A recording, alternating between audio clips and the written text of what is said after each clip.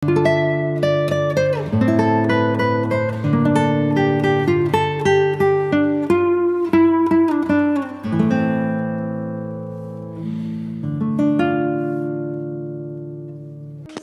pagi Bapak Ibu yang dikasihi Tuhan Yesus. Bersyukur pada pagi hari ini kita boleh bersama-sama kembali untuk kita merenungkan firman Tuhan. Kita bersaat teduh bersama. Sebelumnya mari kita berdoa untuk mempersiapkan hati kita. Mari kita berdoa. Tuhan, terima kasih kami mengucapkan syukur atas berkat dan anugerah yang Kau limpahkan kepada kami. Pada pagi hari ini kami datang kepadamu ya Bapa. Kami mengucap syukur karena segala berkat dan kemurahan-Mu bagi kehidupan kami. Bapa, jikalau sebentar lagi kami akan merenungkan firman-Mu, Kau tolong kami Bapa, sehingga masing-masing dari kami mampu untuk mengerti akan firman-Mu dan kami mampu untuk melakukannya di dalam kehidupan kami sehari-hari. Terima kasih Bapa, kami mau serahkan acara kami pada pagi hari ini, saat teduh kami pada pagi hari ini hanya di dalam tangan dan penyertaan-Mu. Amin. Pada pagi hari ini kita akan merenungkan firman Tuhan dari 1 Samuel 24 ayat 1 sampai dengan 23 dengan tema kejahatan dibalas dengan melepaskan, yang renungannya diambil dari pedoman saat teduh 4B GKI Residen Sudirman. Untuk firman Tuhan akan dibacakan oleh Ibu Yohana. 1 Samuel pasal 24 ayat 1 sampai dengan 23. Daud membiarkan Saul hidup. Daud pergi dari sana lalu tinggal di kubu-kubu gunung di En-Gedi. Ketika Saul pulang sesudah memburu orang Filistin itu, diberitahukanlah kepadanya demikian. Ketahuilah Daud ada di padang gurun En-Gedi.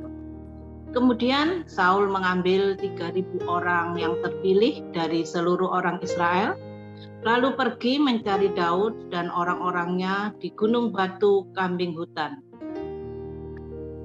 Ia sampai ke kandang-kandang domba di tepi jalan. Di sana ada gua dan Saul masuk ke dalamnya untuk membuang hajat.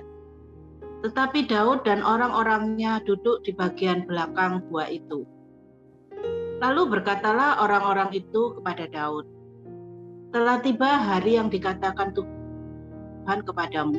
Sesungguhnya aku menyerahkan musuhmu ke dalam tanganmu, maka perbuatlah kepadanya apa yang kau pandang baik." Maka Daud bangun lalu memotong puncak jubah Saul dengan diam-diam. Kemudian berdebar-debarlah hati Daud karena ia telah memotong puncak Saul. Lalu berkatalah ia kepada orang-orangnya, "Dijauhkan Tuhanlah kiranya daripadaku untuk melakukan hal yang demikian kepada Tuanku, kepada orang yang diurapi Tuhan, yakni menjamah dia, sebab dialah orang yang diurapi Tuhan." Dan Daud mencegah orang-orangnya dengan perkataan itu. Ia tidak mengizinkan mereka bangkit menyerang Saul. Sementara itu Saul telah bangun, meninggalkan gua itu, hendak melanjutkan perjalanannya. Kemudian bangunlah Daud, ia keluar dari dalam gua itu dan berseru kepada Saul dari belakang, katanya, "Tuanku Raja." Saul menoleh ke belakang, lalu Daud berlutut dengan mukanya ke tanah dan sujud menyembah. Lalu berkatalah Daud kepada Saul, "Mengapa engkau mendengarkan perkataan orang-orang yang mengatakan, sesungguhnya Daud mengikhtiarkan celakamu? Ketahuilah, pada hari ini matamu sendiri melihat bahwa Tuhan sekarang menyerahkan engkau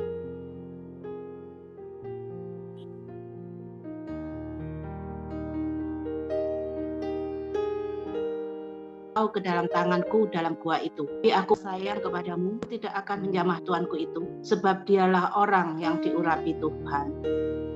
Lihatlah dahulu ayahku, Lihatlah kiranya punca jubahmu dalam tanganku ini. Sebab dari kenyataan bahwa aku memotong punca jubahmu dengan tidak membunuh engkau, dapatlah kau ketahui dan kau lihat bahwa tanganku bersih daripada kejahatan dan pengkhianatan, dan bahwa aku tidak berdosa terhadap engkau, walaupun engkau ini mengejar-ngejar aku untuk mencabut nyawaku. Tuhan kiranya menjadi hakim di antara aku dan engkau. Tuhan kiranya membalaskan aku kepadamu, tetapi tanganku tidak akan memukul engkau. Seperti peribahasa orang tua-tua mengatakan, dari orang fasik timbul kefasikan, tetapi tanganku tidak akan memukul engkau. Terhadap siapakah Raja Israel keluar berperang? Siapakah yang kau kejar? Anjing mati, seekor kutu saja. Sebab itu Tuhan kiranya menjadi hakim yang memutuskan antara aku dan engkau. Dia kiranya memperhatikannya, memperjuangkan perkaraku, dan memberi keadilan kepadaku dengan melepaskan aku dari tanganmu.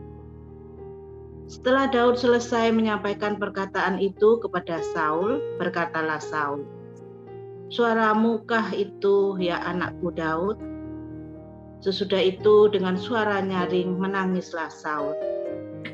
Katanya kepada Daud, "Engkau lebih benar daripadaku, sebab engkau telah melakukan yang baik kepadaku, padahal aku melakukan yang jahat kepadamu. Telah kau tunjukkan pada hari ini betapa engkau telah melakukan yang baik kepadaku, walaupun Tuhan telah menyerahkan aku ke dalam tanganmu, engkau tidak membunuh aku. Apabila seseorang mendapatkan musuhnya, masa akan dilepaskannya dia berjalan dengan selamat? Tuhan kiranya membalaskan kepadamu kebaikan ganti apa yang kau lakukan kepadaku pada hari ini. Oleh karena itu, sesungguhnya aku tahu bahwa engkau pasti menjadi raja, dan jabatan Raja Israel akan tetap kokoh dalam tanganmu. Oleh sebab itu, bersumpahlah kepadaku demi Tuhan, bahwa engkau tidak akan melenyapkan keturunanku dan tidak akan menghapuskan namaku dari kaum keluargaku." Lalu bersumpahlah Daud kepada Saul, kemudian pulanglah Saul ke rumahnya, sedang Daud dan orang-orangnya pergi ke kubu gunung. Demikian firman Tuhan. Terima kasih Bu Yohana. Bapak Ibu Saudara yang dikasihi oleh Tuhan, ada sebuah peribahasa kesempatan dalam kesempitan yang artinya mencari atau dari kesulitan orang lain atau memanfaatkan kebaikan orang lain untuk keuntungan diri sendiri. Biasanya orang yang melakukan hal demikian adalah orang yang licik, pengecut, dan hanya memikirkan kepentingan dirinya sendiri. Tindakan demikian sesungguhnya tidak berkenan di hadapan Tuhan. Hari ini kita berjumpa dengan satu pribadi yang justru sebaliknya. Ada kesempatan untuk membalas kejahatan pihak yang berbuat jahat kepadanya yang sedang lengah, namun justru dilepaskan atau dibebaskannya. Mari kita ikuti kisahnya. Namun sebelum itu Bapak Ibu Saudara, ada sebuah pujian yang akan kita dengarkan bersama-sama.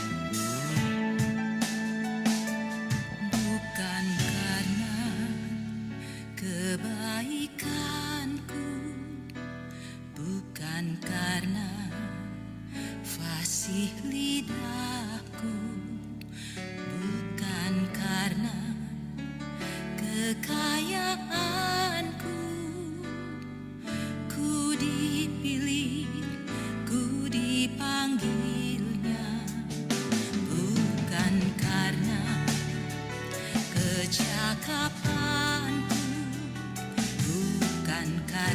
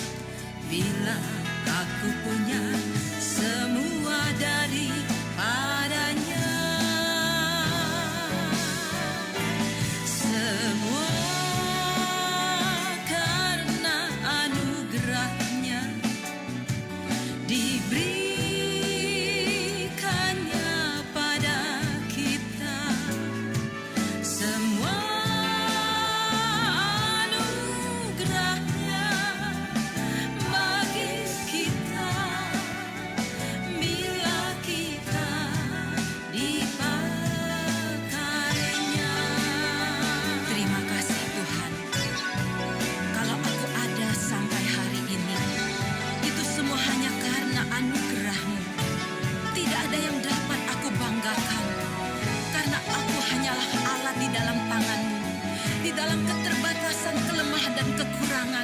Engkaulah Tuhan yang memampukan dan menguatkan aku sampai hari ini.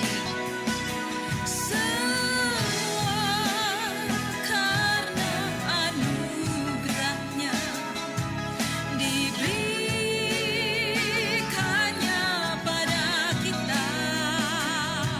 Semua anugerah-Nya bagi kita bila kita dipakainya.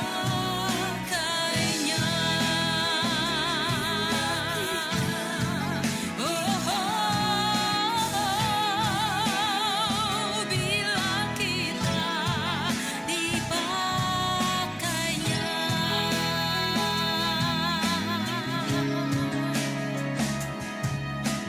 Terima kasih Tuhan. Ini semua hanyalah karena anugerah-Mu bagiku.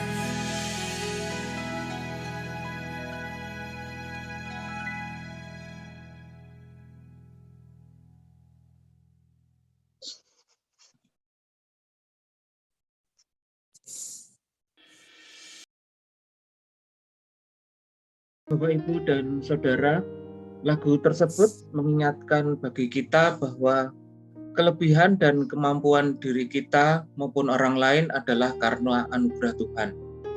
Penghayatan yang demikian akan menolong kita untuk tidak sombong jika kita lebih baik daripada orang lain, dan tidak iri serta benci melihat orang lain lebih baik daripada kita.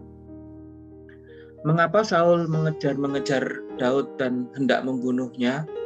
Karena Saul iri melihat Daud yang memiliki banyak kelebihan. Saul tidak mampu menghayati anugerah Allah bagi diri orang lain sehingga ia menjadi iri dan benci pada Daud. Di sisi lain, Saul sendiri sesungguhnya tidak mampu mensyukuri anugerah Allah dalam dirinya sebagai raja.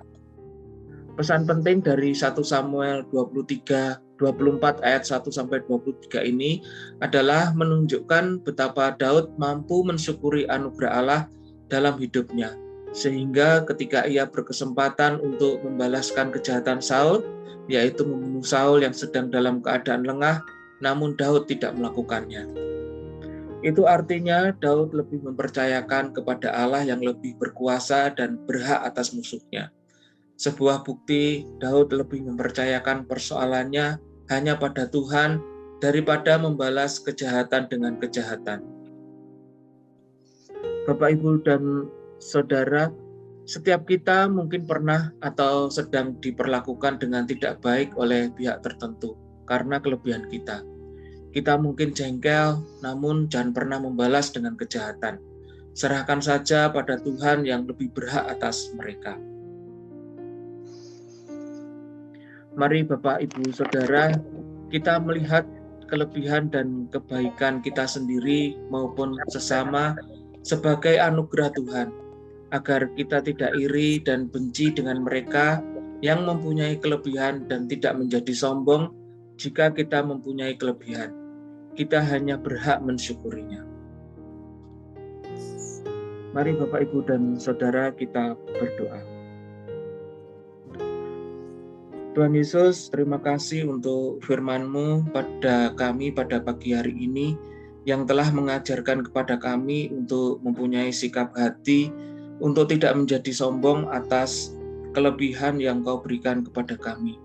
Kami mengucap syukur untuk kemampuan yang kami miliki, itu semua adalah anugerah dari Tuhan.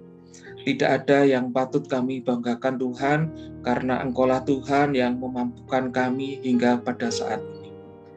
Kami juga memohon ampun karena seringkali kami tidak mampu membalas kejahatan orang lain dengan kebaikan. Bahkan seringkali kami membalas kejahatan dengan kejahatan. Terima kasih ya Tuhan, kami mau serahkan seluruh kehidupan kami hanya di dalam bimbingan-Mu. Dalam nama Tuhan Yesus kami berdoa. Amin.